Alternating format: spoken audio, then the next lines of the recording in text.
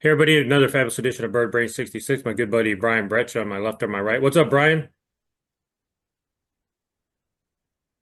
It's all good, Andy. How are you today? I'm fantastic. Here to look at the 1985 O Pee Chee or OPC card set made in Canada. 396 cards in this set. I did remember it this time that you told me that. And 16 Cardinals in the team set. Like this set, it's I always like the OPG sets because they just go right into it and throw a card out there of a player, and I'm going to go ahead and start with John Tudor. As you can see, gives these traded date right on there, and they go ahead and throw out the card, and it's ready to go. I wish Topps would just do that. I still think that's kind of cool. I know a lot of people don't like it. Here's the back of the card. You can see made in Canada, but also A little 21 bit game of winner. French on the back. Yeah, in French also, and 21 game winner, John Tudor. Should have won the Cy Young in 1985, but he did not. One of two 21 game winners for the Cardinals in 1985. So what's your thoughts on this Yeah, particular I, set? I like the I like what you said going back to the John Tudor card. So I guess it's the lesser of two evils. Do you want the card of John Tudor where he's in the pirate uniform, where you got that little bio there that said he was traded, or do you want him to go back to, the hat, the messy hat that you always talk about, where they've went back and they've before there was Photoshop, went in and spray painted the uniforms and somebody hand painted the STL on his cap. I agree with you. I like that a lot. So you mentioned 21 game winners. I still got my cards in the sleeve because I was a bonehead and didn't take them out, but I'll go ahead and show. There's the other 21 game winner right there, Mr. Andahar. Similar start to the 85 season as there is to the 2025 season, but I don't know if this particular 2025 team will respond and recover as well as the 85 Cardinal team did because Tudor went on one incredible run in wins after he had a very auspicious start. So don't know if we'll see that happen, but whatever. This is the 1985 team and not the 2025 team, but there are a few comparisons. And I'm going to put this guy up here because one of my probably a lot of Cardinal favorites right here, Tom Herr. Or Hmm. Tommy Her, however you want to describe it, or to say his name. But 8 home runs, 110 RBIs, led the team in 110 RBIs. And somebody he reminds me of is Mr. Donnie Baseball of the 2025 team. Gritty player, and and he's played just primarily second base, where Donnie kind of plays all over the place. But kind of reminds me of the same type of player. And we may see Donnie get into the 100 RBI club here one of these days. Yep. And the interesting thing about Tommy Hearn, you'll have to help my memory bank here on this one. Wasn't he or didn't he become the first player in Major League Baseball history, if not the first, maybe like one of only a handful of players to ever have more than 100 RBIs and not reach double digits in home Yep. runs? That was just because of the way that the Cardinals played Whitey ball. And, you had McGee flying around the bases. You had Ozzie flying around the bases, and later on Vince Coleman was added to the team, and they were always setting the table. Everybody was running, so you always had RBI opportunities, and that was just imagine Andy putting the ball in play, hitting the ball over to first base with less than 2 outs and there's a runner on third and they drive in a run or they hit a sac fly. So that's always missed that era of baseball. Here was one of our favorite guys. Yep. Andy, you remember what happened to us one day when we were at Six Flags? Yeah, We actually ran in. yep, sure did. Ran into him. Quite, I don't know quite. who was more surprised, he or I. Oh, I'm really not Go sure. ahead. Oh, I said, I'm not really sure. Oh, and you speak of, I It was going to say, was, I you mean, we speak were of, all struck. yeah.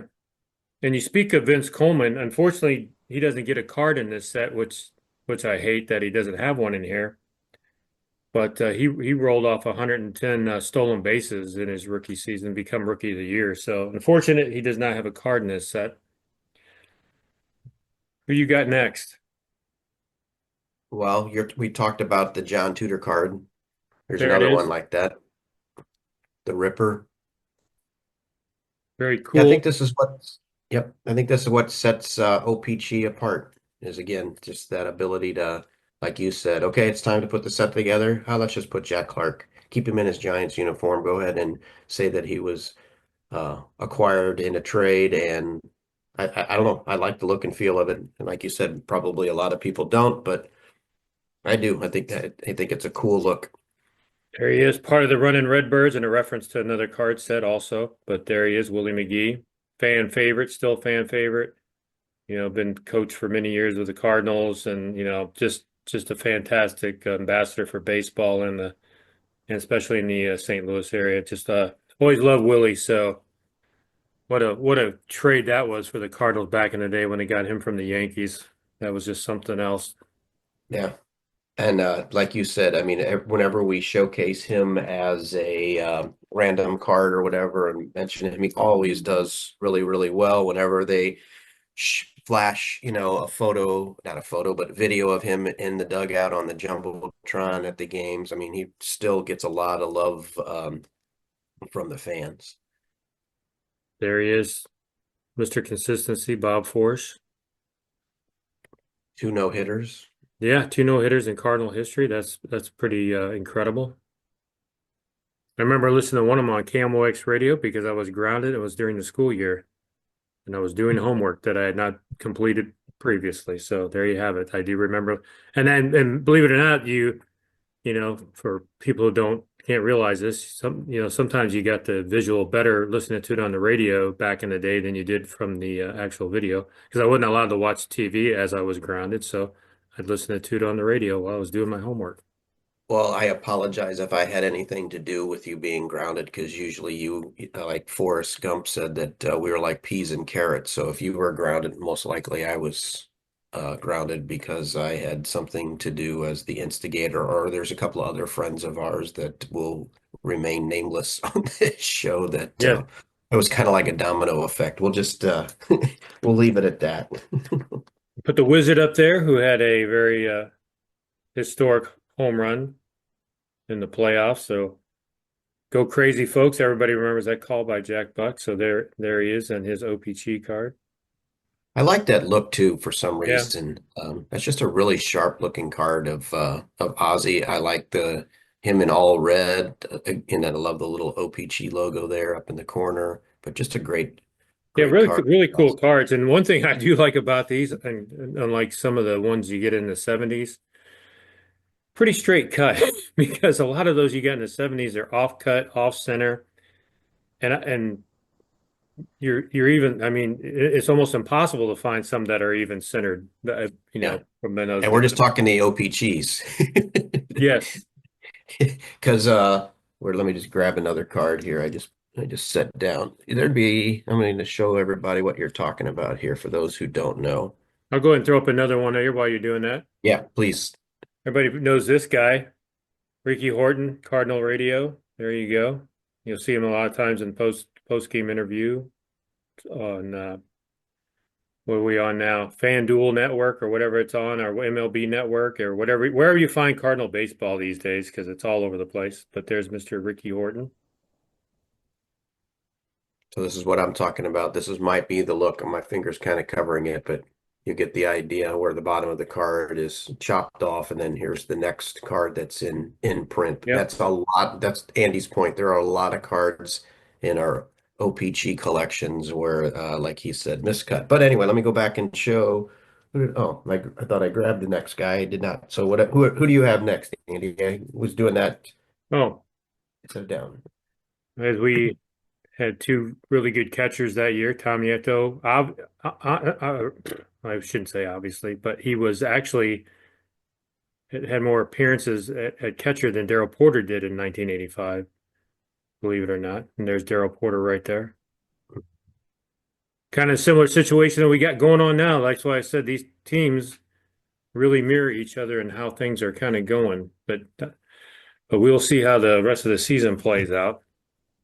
And you showed Nieto there, and it made me sad for a while during that time frame because that was right after our favorite catcher got traded. I'm not bashing Daryl Porter by any stretch, but the reason why it makes me sad is Tom Nieto was wearing 23 on that card. And gosh, that always, for whatever reasons, when your favorite player got moved on and somebody else grabbed their number, oh, just We got Mr. Pendleton, very fine third baseman for the Cardinals, and also went on to be a good third baseman for the Braves. Cardinals had a history of pretty solid third baseman, as we know. We got Arenado right now, so just the history of the third baseman, catchers at the Cardinals. I mean, it's always very solid. Second baseman, we always have that's the one position we always have trouble with, second baseman for some reason. There he remember is. the guy who never played for the Cardinals. That's Love it. right. There We he had is. him as a random card not too long ago. Yeah, that was the beauty of this. He got moved right away, right after spring training, or right during spring training. I have to go back and look at my own post, but that's fun. Throw this guy up because whether or not obviously not for his sake, but very disliked in St. Louis because he was the recipient of the Keith Hernandez trade, him coming over in that trade with the Mets. So Yeah. that's another favorite player, moved on in this, and unfortunately he was the guy that you got in return, and you know hard to have somebody leave and then somebody come in and not perform. So that was unfortunate for Neil. So I did watch a little documentary, or not documentary, sorry, that's not the right word, an interview with Keith Hernandez about that. So in that trade, I know that it was at the trade deadline in June. The Mets actually called Herzog when he was wearing the hat as both the GM and as the skipper. And Well, so it was thank goodness we don't have that situation going on right now. Or maybe it would be better. Who knows? I don't know. That's a we should take that on as its own show. Oh my God. So it was Neil Allen and Rick Owenby, Yeah. and Owenby just never did anything. But Hernandez went to the team, and the Mets had nothing. I mean, they were we called them scum back then just because of Hanscom. one of the radio DJs because of the rivalry. Yeah. And it was really Hernandez that if you listen to all the people who are interviewed for that story, like Ron Darling, etc., Darryl Strawberry. I mean, they were an old team with Tom Seaver, Rusty Staub, George Foster. Darryl Strawberry was still struggling Gary as a young Carter. player, and they just said that yeah, exactly. I forgot about Carter, but that Hernandez just came in and was the spark and really, was the catalyst from '83 through their World Series that the Mets won. I've heard lots of different stories. I won't get into it on this show, but um, Whitey Herzog, I've heard him speak before in groups, and that question comes up a lot. Why did he pull the trigger and get rid and to true, and there was some stuff that uh, Whitey was not happy about that Keith was doing. So I will leave it at that. All right. Next up, skates. There he is, Lonnie Smith. So you have next word. I think one of the most underrated players the Cardinals have ever had, in my opinion. Yeah, really solid Just did it all. hitter. Yep. So I think we got one more left in there, and I'll let you put up one of your Oh, favorite players. why? You're doing this to torture me. We both left this guy alone as the last person.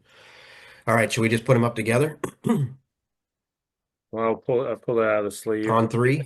No, You I gotta just go wait. ahead and do it. Just pull off the Band-Aid. There you go. Andy Van Slyke. Just rubbed a lot of There people it the wrong is, way, but there he is. including us. Yeah. So we will just leave it at He that. went to the Cardinals. What's Yep. that? He went to the Pirates. All right, so you got to I got some baseball references, but what do you got for us? Pulp. Good grief. You're Pop talking culture. pop When you put culture. pop and Well, culture together, well, domestically, the Back to the Future was a number one what did movie the in Van Halen boys do? 1985, along with another favorite, Beverly Hills Cop, Rambo, First Blood Part 2, and Rocky 4. So those are some pretty good. That's a pretty solid lineup back in the day, movie wise. So you can't really go And I wrong have with to it. admit, I watched all four of them. Yeah, I've seen. That's And one did you time see I've all seen all four the of them? I movies. know I did multiple times, We have the number one song and was probably multiple times, right? Yep. The number one song was Careless Whisper by Wham.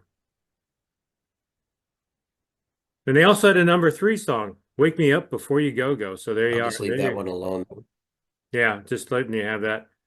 In Van Halen news, David Lee Roth left Van Halen and put out an EP that year, Crazy from the Heat, which would be followed by a book in 1997, Crazy from the Heat.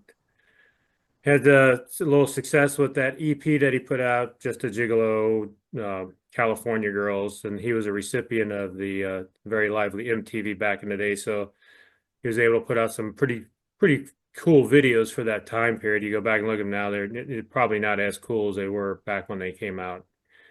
But yeah, that was the big music news for actually 1985 because that was pretty prominent that he had left the band that just finally released an album that went to number one. So there you have it. There's my pop culture for this particular show. Yep, What you got baseball I wise? loved it. I listened to it. I had it. All right, I'll make it quick. So we all know that the Royals won the World Series. I'll leave it at that. But my Hall of Fame news: four players inducted. Archie Vaughn. The other three all had ties to the Cardinals. We had Hoyt Wilhelm. We had a guy by the name of Country. Enos Slaughter and the great Lou Brock were all enshrined in the Hall of Fame. So there you have it. Three Cardinals out of the four that went into the Hall of Fame in 1985. So, Pretty impressive. and I'll end by saying we're not going to talk about the World Series. That's why I just said that the Royals won and that's it. That's it. We're gonna leave it at that. So, You want to close all it down? righty. Well, I think we should wrap this one up. Yep. All right, make it happen. Close All it righty, down. everybody. Thanks for joining us. Yep. Yep. You can find us on all the social media handles at BirdBrains66, and we're just going to leave it at that as well. And Andy and I are working on some merch, so we'll talk about that some other time. Yeah, we're working it out. You're gonna see us on many more platforms and some other stuff coming up. So thanks everybody. We'll see you again next time and keep watching.